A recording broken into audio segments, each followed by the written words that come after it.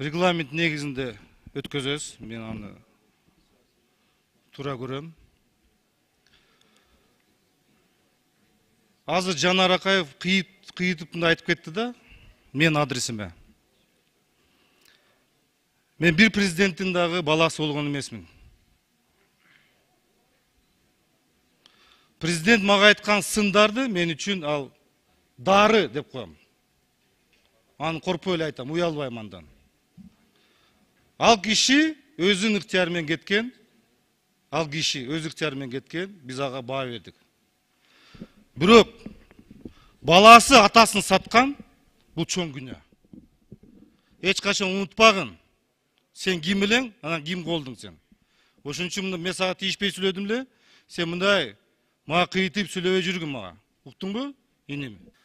Эми катуу тийип чычалап атканы жакшы. Демек мен максатыма жетип атам, анткени ушул жердеги депутаттарды бир аз ойготуп, намысын келтирип коеюн деген ой эле.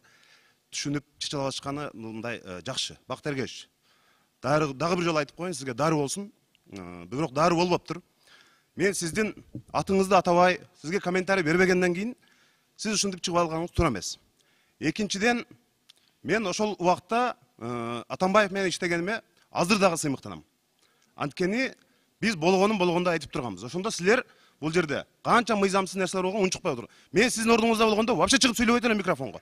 Моралдыктагы укугум жок болчу. Улам келген президенттердин этегине намаз окуп, өзүңүз айтып атасыз. Атаңыздын татыктуу уулу боло алган жоксуз керек болсо сиз. Ушул жерде. Сиздин атаңыз ушул жерде депутат болгон. Чыгып алып кайра ата бала деп кайсы башка нерсеге асылып отурасыз, уялбай. Урматтуу депутаттар, бири-бириңиздердин аброюңарга шек келтирбесеңер.